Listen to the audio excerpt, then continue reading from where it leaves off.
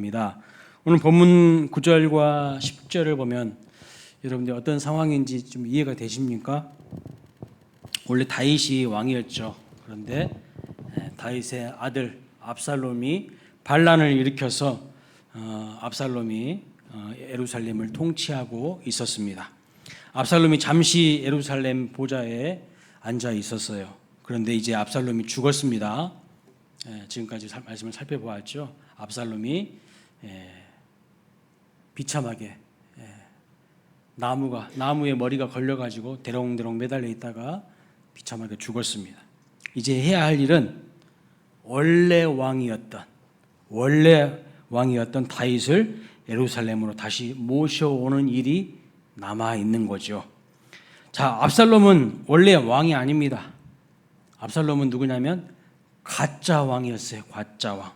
그 가짜가 사라지고 이제 진짜 왕이 다시 돌아와야 모든 것이 제대로 회복이 되는 것이죠.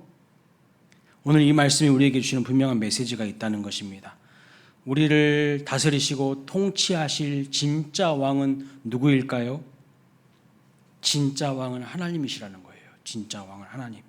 그런데 우리 눈에 보이지 않는 내 마음속에 자리 잡고 있는 거짓 왕, 가짜 왕, 이것들을 다 몰아내고 진짜 왕이 내 마음의 보좌에 앉아 계셔야 한다는 것입니다.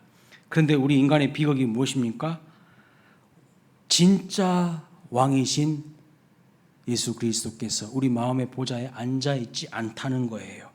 가짜 왕들이 내 마음의 중심에 앉아 있다는 것입니다. 이게 비극이에요. 대부분의 사람들의 마음에 가짜 왕들이 앉아 있어요. 가짜 왕들. 돈, 성공, 쾌락, 권력, 자존심, 자기 명예, 체면, 이런 가짜 왕들이 보좌에 앉아서 통치하고 있어요. 오늘 본문에 등장하는 사람들을 보면요, 한때 다윗 왕을 모셨던 사람들입니다. 그런데 다윗 왕이 아닌 가짜 왕 압살롬을 모신 거죠. 우리가 처음에 예수님을 믿을 때 예수님을 나의 구주, 나의 하나님으로, 나의 주인으로 모십니다. 예수님을 내 인생의 주인으로, 왕으로 고백합니다. 그러면서 이제부터는 내가 주님 뜻대로 살겠습니다 라고 고백하지요. 그런데 인생의 어느 순간 나도 모르게 그 자리에 주님이 아닌 다른 것들이 앉아 있어요. 자세히 한번 살펴보세요. 내 마음의 중심에 예수님이 아닌 다른 것들이 앉아서 다른 것들이요, 내 인생을 좌지우지하고 결정을 내리려고 할 때가 많아요. 나도 모르게 성공이 중심에 앉아 있어요. 나도 모르게 예수님이 아닌 다른 존재가요, 마음의 보좌에 딱하니 또아리를 틀고 앉아 있다는 겁니다. 명예나 돈이나 쾌락이라든가 욕심, 야망, 이런 것들이 보좌에 앉아 있는 거예요. 그래서 우리는 끊임없는 영적인 싸움을 하는 겁니다. 끊임없는 영적인 싸움을 하는 거예요. 내 마음의 보좌에 예수 그리스도를 모시는 싸움. 이건 언제까지 가는 겁니까? 우리가 죽을 때까지 하는 거예요. 죽을 때까지. 방심하는 순간, 어느 순간에 보면요, 내 자아가 딱 내 삶의 왕이 되어 있어요. 내 감정이 제일 중요해. 생각과 감정이 왕이 되어 있을 때가 많아요. 그래서 우리는 삶의 순간순간마다 아침에 눈을 뜨자마자 드리는 기도가 뭡니까? 오늘도 예수님께서 내 인생의 왕이 되시고 주인이 되셔서 나를 다스리시고 통치하여 달라고, 인도해 달라는 기도를 해야 한다는 겁니다. 그 기도가 성령 충만함을 간구하는 기도입니다. 성령께서 나를 완전히 지배하고 다스리는 상태가 성령 충만인 거예요. 성령 충만하면 여러분 무엇이 임합니까?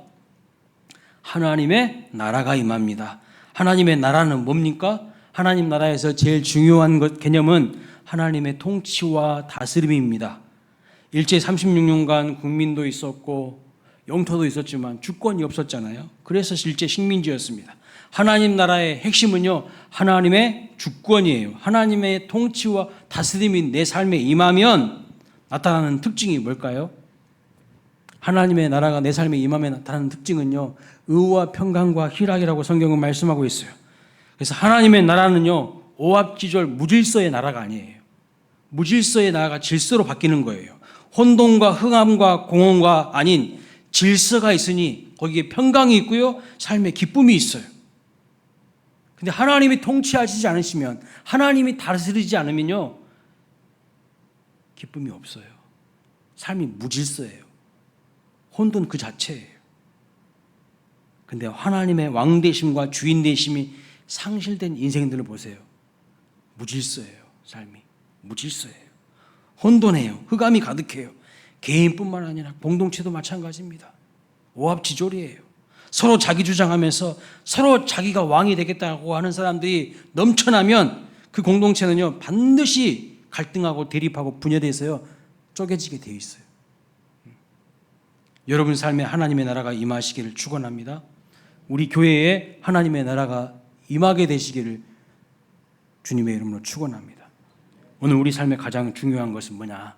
왕이신 주님께서 내 마음의 보좌에 다시 오셔서 우리를 통치하시고 다스리셔야 된다는 거예요. 빛 대신 주님이 내 마음의 중심에 오시면요, 어둠은 다 물러가게 돼 있어요. 그늘진 것은 다 물러가게 돼 있어. 근데 빛 대신 주님이 내 마음의 보좌에 없어요.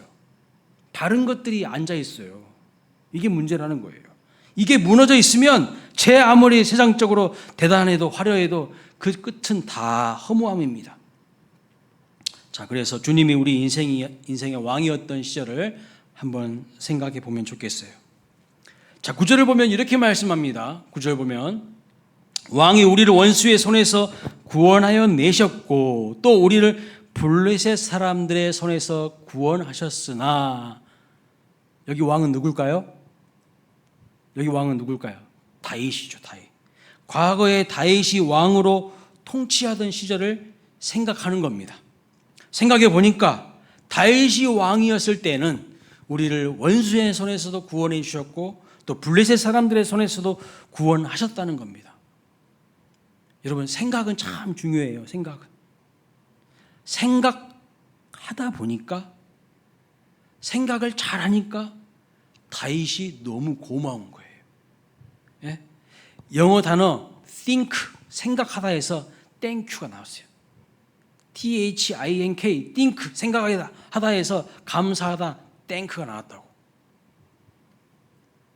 생각을 잘하면요, 감사하게 돼요. 근데 삐뚤어지게 생각하니까 원망하고 불평하게 되는 거예요. 여러분, 무엇이 은혜입니까? 하나님이 내 인생의 주인으로 계실 때 하나님께서 나에게 베풀어 주신 것을 잘 생각하는 것이 은혜예요. 당연한 건 하나도 없어요. 저절로 된 것은 하나도 없습니다. 이렇게 내 힘으로 한 것이 아니라 주님이 내 인생의 주인이 되셔서 여기까지 인도하신 것, 그것이 은혜이며 감사인 거죠. 한웅재 목사님의 주님의 계획이라는 노래가 있는데요, 거기 가사에 보면 이런 말씀이 있어요. 생각할수록 더 감사하네. 생각할수록. 주님의 사랑과 은혜를 생각하면 생각할수록 더 감사하게 되는 거예요.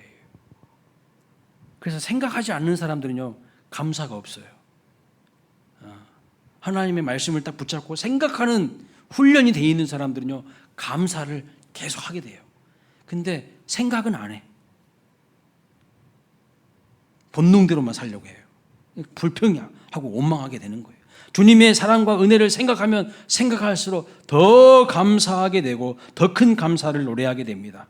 그리고 또 앞으로도 인도하실 그 주님의 신실하심을, 인도하심을 신뢰하면서 내 인생을 주님 앞에 맡기게 되는 거예요. 지금 이스라엘 백성들도 과거에 다윗이 왕으로 통치할 때에 그 일이 생각나면서 감사한 거예요. 감사. 우리를 원수의 손에서도 구원하여 주셨고 우리를 블레셋의 손에서도 우리를 구원하여 주셨다고 이렇게 감사하는 거예요. 오늘 우리도 왕이신 하나님께서 여러분 인생 가운데 행하신 일들을 잘 생각해 보시기를 바랍니다. 자, 그런데 이스라엘 백성들이 다윗을 생각하면서 감사한 일이 뭡니까? 생각하면서 감사한 것이 무엇입니까? 원수의 손에서 우리를 구원하여 주신 것입니다. 블레셋 사람의 손에서 구원하여 주신 것입니다. 지금 이들이 다윗 왕에 대해서 기억하는 핵심은 왕이 우리를 먹여준 것, 우리를 입혀준 것, 좋은 집에서 살게 해준 것을 기억하는 것이 아니라, 물론 그것도 고맙지만 그것보다는 더 감사한 것은 구원해 주신 거예요. 우리를 구원해 주신 것. 마찬가지입니다. 하나님께서 우리에게 베풀어 주신 수많은 은혜 가운데 가장 먼저 기억하고 감사해야 할 것은요, 우리를 죄와 사망 가운데서 구원하여 주신 것입니다. 그런데 한때 우리의 왕으로 계셨던 주님이 왜 내 마음의 보좌에서 떠나셨을까요? 왜 내 마음의 보좌에서 떠나셨을까요? 진짜 왕이 가짜 왕을 피하여 떠나는 겁니다. 진짜 왕이 가짜 왕을 피하여 떠나는 거예요. 9절 후반부 보면 이렇게 말씀하고 있어요. 이제 압살롬을 피하여 그 땅에서 나가셨고, 누가요? 다윗 왕이. 다윗 왕이, 진짜 왕이 가짜 왕 압살롬을 피하여 그 땅에서 나가셨다, 이렇게 말하고, 이 말씀이 의미심장한 말씀입니다.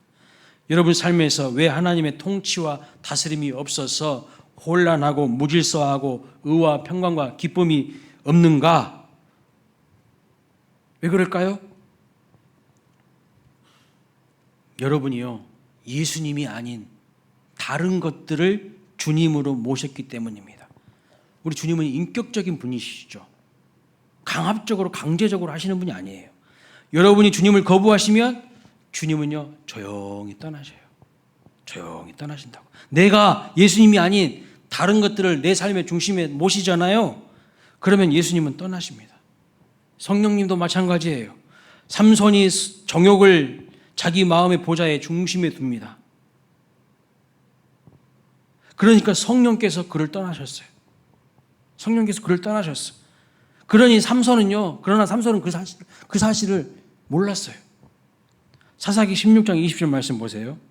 드릴라가 이르되 삼손이여 블레셋 사람이 당신에게 들이닥쳤느니라 하니 삼손이 잠을 깨며 이르기를 내가 전과 같이 나가서 몸을 떨치리라 하였으나, 전과 같이 자기 몸을 써서 그냥 다 무찌르겠다는 거죠.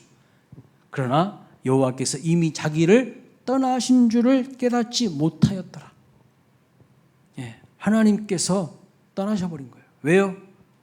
정욕을 자기 마음의 중심에 두었으니까요. 정욕을 왕으로 모시자 여호와 하나님께서 삼손을요 떠나셨어요. 그리고 이 후에 어떤 일이 벌어집니까? 그렇게 영명스럽고 힘이 넘쳤던, 능력이 넘쳤던 삼손이요 아주 형편없이 초라해집니다. 블레셋 사람들이 삼손의 두 눈을 그냥 다 빼내어버리고 머리털을 다 밀어버리고 짐승처럼 끌고 가서 맷돌을 그냥 돌리는 그런 신세로 전락하고 말지요. 마태복음에 보면 소금이 그 맛을 잃으면 밖에 버리고 밟힐 뿐이라고 했는데 하나님의 영이 떠난 존재는요 빈 껍데기에 불과해요. 삼손이 자기 자체적으로 힘이 있었던 게 아니라 하나님이 함께 하셨기 때문에 그에게 힘이 있었던 것이지, 그가 하나님을 왕으로 인정하지 않고 다른 엉뚱한 것들을 왕 삼자, 그는 빈 껍데기에 불과한 거예요. 아무것도 아닌 거예요. 그래서 21절 말씀 보시면 이런 말을 합니다. 블레셋 사람들이 그를 붙잡아 그의 눈을 빼고 끌고 가사에 내려가 놋줄로 매고 그에게 옥에서 맷돌을 돌리게 하였더라. 비참한 신세가 되는 거예요. 하나님의 영이 떠난 존재는요 비참한 신세가 되는 거예요. 아무것도 아닌 거예요. 사랑하는 여러분, 내가 하나님이 아닌 다른 것들을 내 안에 모시잖아요. 나도 모르게 하나님이 나를 떠나신다는 걸 아셔야 돼요. 내 마음에 기쁨이 없습니까? 우울합니까? 뭔가 무질서합니까? 그건 내 마음의 중심에 지금 하나님이 안 계시다는 증상이에요.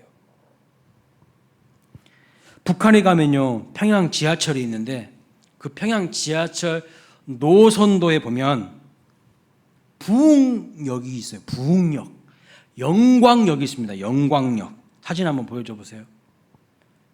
저기 보면은 부흥역이 있고 영광역이 있어. 보이세요?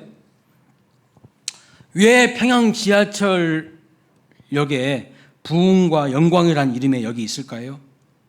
그 이유는 1907년 평양 대부흥이 일어났는데, 평양 장대현 교회에서 대부흥이 일어났는데 그 부흥으로 인하여서 그 지역과 그 사회가 다 변화되었어요. 단순히 교회의 부흥은요, 교회만의 부흥이 아니라 세상을 변화시키는, 그 지역을 다 변화시키는 거룩한 변화를 일으켰어요. 그래서 동네 이름이요 부흥이고요, 동네 이름이 영광이에요. 그래서 여기 이름도 그렇게 지은 거예요. 그래서 지금까지도 그 동네 이름은 부흥이고 영광이지만 여러분, 성령님은 그곳을 떠나셨습니다. 성령은 그곳을 떠나셨어요. 그래서 흔적만 있는 거죠. 왜 이 지경이 되었을까요? 왜 이 지경이 되었을까? 이름은 있는데 그곳에 성령이 역사하십니까? 아니요. 그럼 왜 이 지경이 되었을까요? 김일성, 김정일, 김정은을 우상으로 섬기기 때문입니다.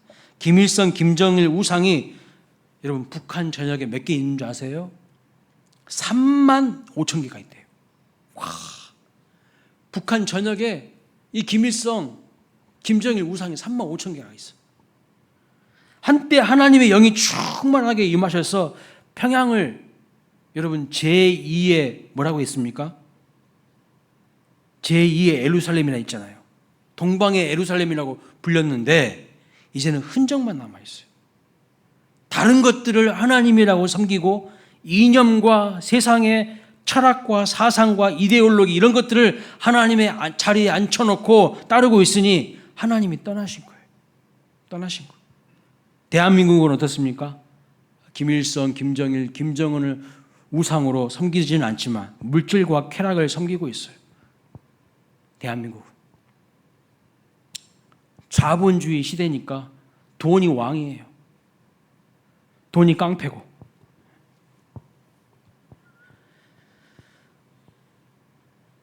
화려한 교회도 많고 초대형 교회도 많지만 교회가 십자가 세워놓고 예수님이 주인이 아닌 교회들이 너무 많아요.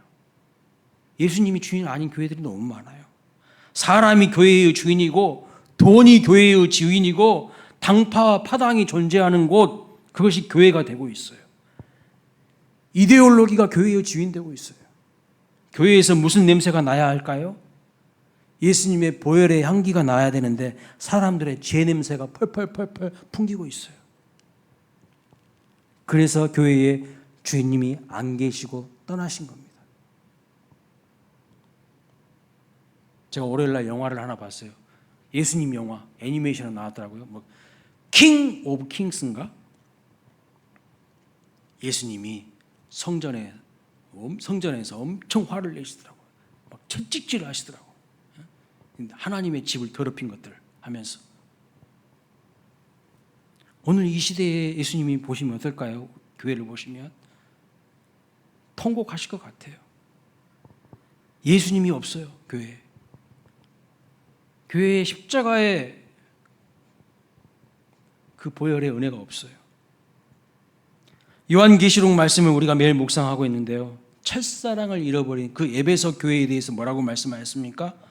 회개하여 처음 행위를 가지라고 하시면서 그렇지 않으면 촛대를 옮기시겠다고 했어요. 엄청 무서운 말씀입니다.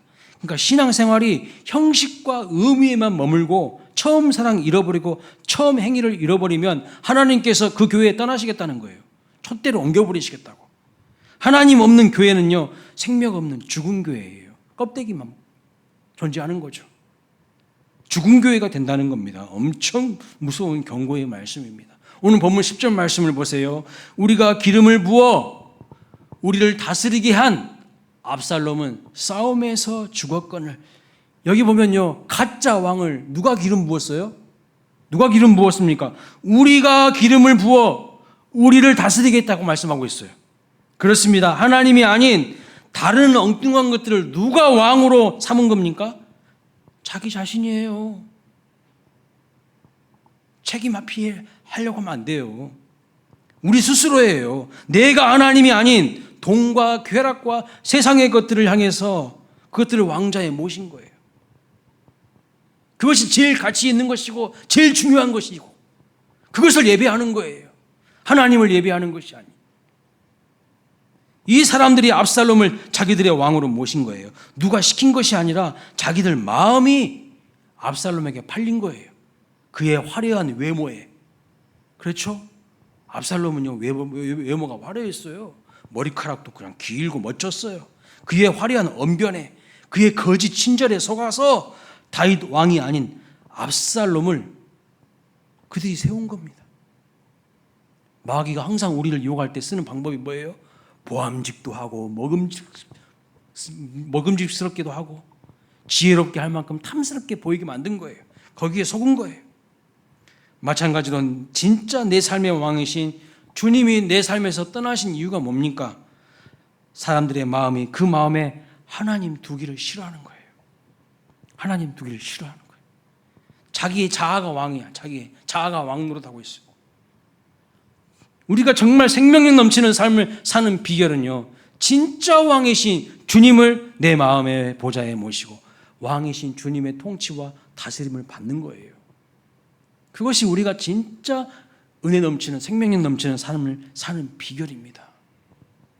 그런데 여전히 내 마음속에 어두움이 가득하다면 그것은 지금 다른 존재가 내 마음의 보좌에서 나를 다스리고 있는 거예요. 나를 지배하고 있는 거예요. 그 묶임에서 풀려지는 은혜가 있으시길 주님의 이름으로 축원합니다. 오직 주님이 여러분의 인생의 주인이 되셔야 돼요. 10절 하반절을 보세요. 이렇게 말합니다. 이제 너희가 어찌하여 왕을 도로 모셔올 일에 잠잠하고 있느냐 하니라. 오늘 우리가 들어야 될 음성이에요. 어찌 진짜 왕이신 예수 그리스도를 도로 모셔오는 일에 잠잠하고 있느냐, 주저주저하고 있느냐.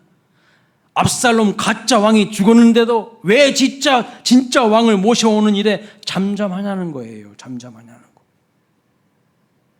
아직도 예수님과 다른 것 사이에 뭔가 계산할 것이 많이 남아 있습니까? 영어 NIV 성경을 보니까요, 이 구절을 이렇게 번역했네요.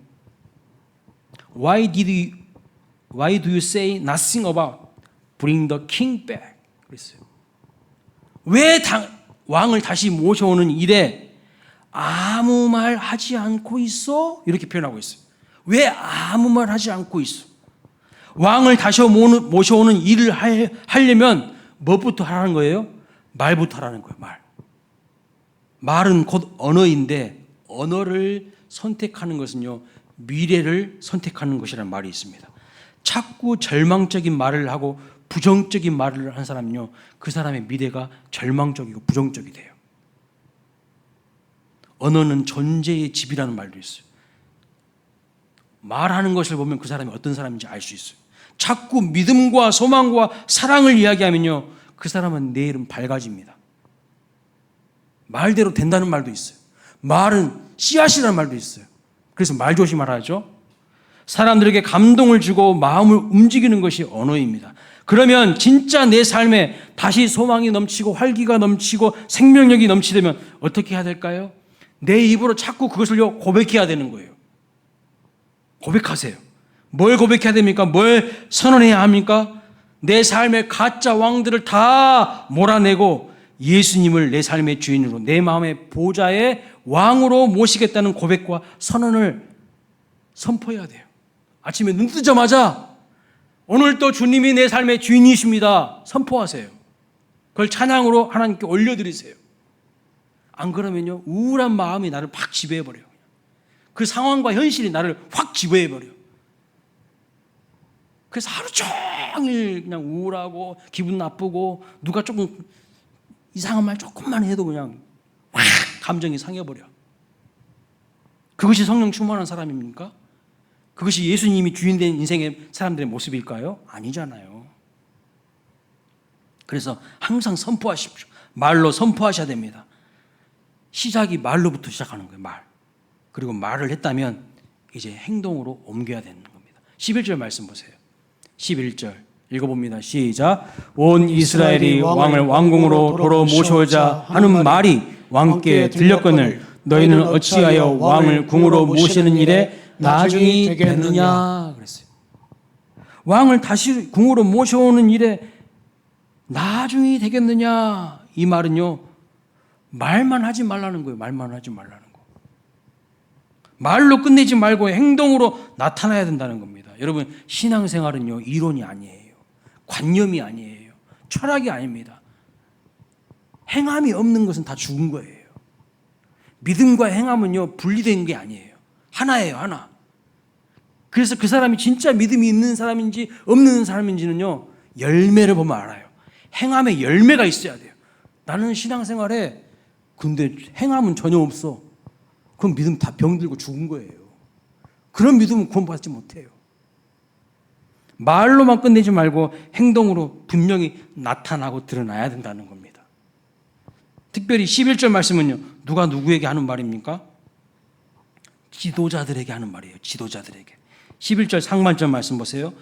다윗 왕이 사독과 아비아달 두 제사장에게 소식을 전하여 이르되 너희는 유다 장로들에게 말하여 이르기를, 유다 장로들에게 말하여 이르기를 그랬어요. 왕이 두 제사장을 통하여서 유다의 장로들에게 지금 말씀하고 있는 거예요. 리더들에게 말하는 거예요. 말만 하지 말고 행동하라는 거예요. 행동. 여러분 지도자에게 리더에게 요구되는 게 뭔지 아십니까? 잘 들으세요. 여기 앉아 계신 분들은 제가 보니까 다 우리 교회 지도자들이죠. 보니까 권사님들, 장로님들, 청년부 리더들, 임원들 다 교육자들 다 리더예요. 잘 들으십시오. 지도자에게 리더에게 요구되는 것은 뭐냐면요 책임감이에요. 책임감.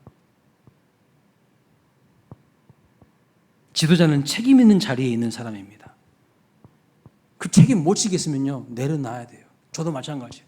담임 목사 책임 못 지겠으면 내려놔야 돼요. 내려놔야 돼요. 책임 능력은 어떤 능력이냐면요 잘 들으세요. 반응 능력이에요. 반응 능력. 책임감을 영어로 뭐라 하냐면 이렇게 씁니다. responsibility. 무슨 뜻이냐? response plus ability. 다시 말하면 response가 뭐예요? 반응하다는 거예요. 반응하는 능력이 책임감이에요. 반응을 빨리빨리 하면 그 사람은 책임감이 강한 사람입니다. 그런데요 반응하지 못하는 사람은요 무관심한 사람이고 책임감이 없는 사람이에요. 여러분 교회 카톡방이나 여러 교회 안에서 뭐 다락방 카톡방이나 여러 단톡방이 있잖아요. 우리 교회 안에 엄청나게 많을 거예요. 많을 거예요. 청년부 안에서도 막 단톡방이 여러 개고, 우리 교회 전체 카톡방도 있고, 뭐 순장님들 카톡방도 있고, 전도대 카톡방도 있고, 카톡방이 많아. 그런데 거기 카톡방에다가 누군가가 공지사항을 딱 올리거나 소식을 올렸는데 책임감이 강한 사람 어떤 사람인지 아세요? 거기에 하트나 아니면 엄지척 반응을 해주는 사람. 그것도 빨리빨리 그때그때. 책임감이 있는 사람이야. 교회에 관심이 있는 사람이야. 반응할 수 있는 사람이야. 그런데 책임감이 없는 사람은요 무관심이야. 아무런 반응이 없어. 잠수를 타거나 아무런 반응이 없는 사람은요 책임감이 없는 사람입니다. 책임감이 없으니까 리스판스를 하지 않는 거예요. 하나님께서 말씀하시면 반응을 해야 돼요. 하나님이 말씀하시면 순종해야 돼요. 요한계시록에 보면요 에베소 교회의 성도들에게 경고하십니다. 첫사랑을 회복해라. 그렇지 않으면 촛대를 옮기겠다. 그러면요 교회를 사랑하는 책임감 있는 사람이라면 그 하나님의 말씀에 행동으로 반응하는 사람입니다. 그런데 아무런 반응이 없다면 그 사람은요 교회가 어떻게 되든지 말든지 무관심한 사람이에요. 그런 사람은 책임 있는 자리에 절대 있으면 안 돼요. 오늘 주님이 우리에게 말씀하십니다. 가짜 왕들을 너희 마음속에서 다 치워버리고 진짜 왕이신 예수 그리스도를 확실하게 모시라는 거예요. 그러면 자기 인생에 대해서 책임감을 느끼는 사람은 어떻게 하는 겁니까? 자기 인생에 대해서 책임감을 느낀 사람은요 거기에 반응하는 거예요. 자기 인생에 무책임한 사람들은요 들어도 반응이 없어요. 반응이 없다고. 여러분 과연 이것보다 더 급한 일이 뭐가 있겠습니까? 우리에게 주시는 주님의 음성으로 들으시기를 주님의 이름으로 축원합니다. 자 14절 말씀 같이 한번 읽어보겠습니다. 시작. 모든 유다 사람들이 마음을 하나같이 기울게 하며 그들이 왕께 전가를 보내어 이르되 당신께서는 모든 부하들과 더불어 돌아오소서 한지라 왕이 돌아와 요단에 이름에 유다 족속이 왕을 맞아 요단을 건너가게 하려고 길갈로 오니라. 아멘.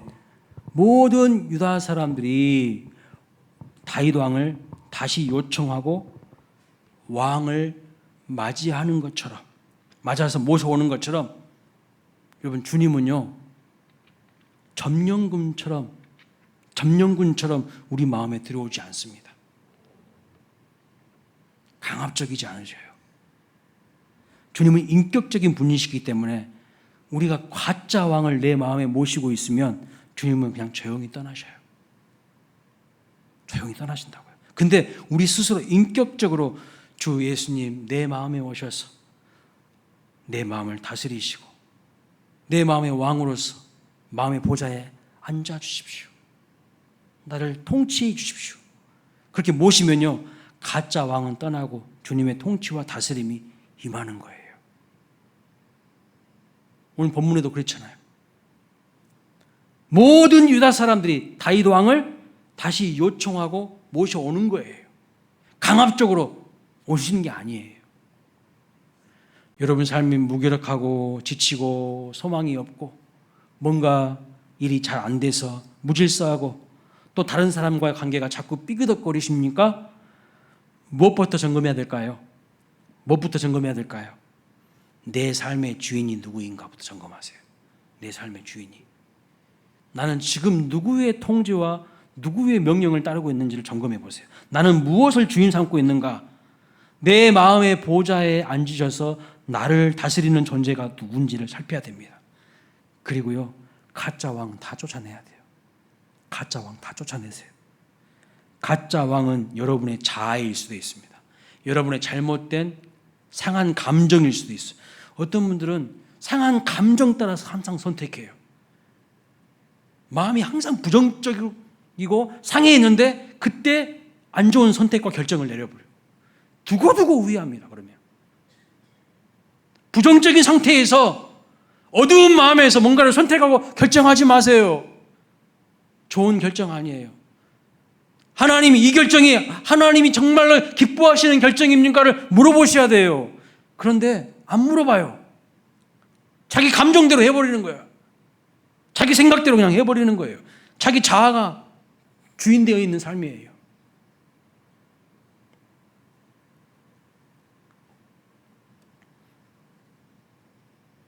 여름 수련회 가야 됩니까? 말아야 됩니까? 자기 감정이 기분 나쁘면 안 가버려.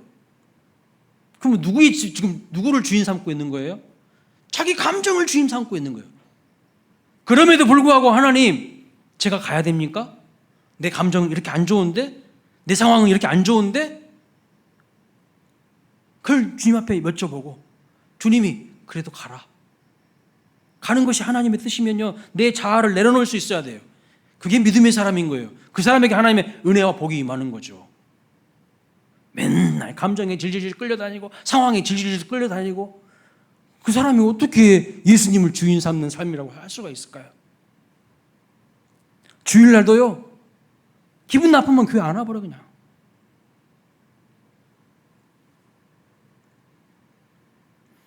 내 마음의 보좌에 앉아서 나를 다스리는 존재가 누구이신지를 잘 살펴보십시오. 가짜 왕은 다 쫓아내야 돼요. 잘못된 감정일 수도 있고 돈일 수도 있고 어떤 사람일 수도 있고, 여러분의 자아가 왕이라면 빨리 여러분이 쓰고 있는 그 왕관을 벗고 주님의 발 앞에 내려놓으시기 바랍니다. 여러분의 왕관을 벗어가지고 주님 발 앞에 내려놓으셔야 돼요. 나는 왕 아니잖아요. 주님이 우리의 왕이 되셔야 된다는 겁니다. 이 주님의 왕권과 주권이 확립되어 있지 않은 사람은요, 신앙생활 10년, 20년, 30년 해도 하나도 삶이 안 바뀝니다. 그리고요, 골치 아픈 사람 되는 거예요. 항상 주의 일에 방해하는 사람 되는 거예요. 뭔 일 하려면 항상 방해해. 근데 나이도 먹고 이제 직분도 올라가. 가장 주님의 일에 적이 될 수 있어. 적이 될 수 있어. 이런 사람들이.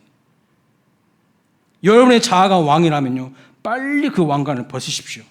그리고 예수님 나의 왕이 되어 주시고 나에게 오셔서 내 삶을 주관하시고 다스려 달라고. 간구하고 요청하셔야 된다는 겁니다. 그때에 참 평안이 임하고요, 내 삶의 무질서가 질서로 바뀌는 거예요. 오직 하나님이 우리 삶에 임하시고 통치하실 때에 하나님의 나라가 여러분의 삶에 임하는 거예요. 하나님의 나라는 죽어서 가는 곳이 아니고요, 이미 우리가 사는 지금 우리 삶 속에 임한다고 말씀하고 있어요. 임한다고 말씀하고 있어요. 하나님의 나라가 여러분 삶 가운데 임하여서 의와 평강과 희락을 누리시기를 주님의 이름으로 축복합니다. 아멘.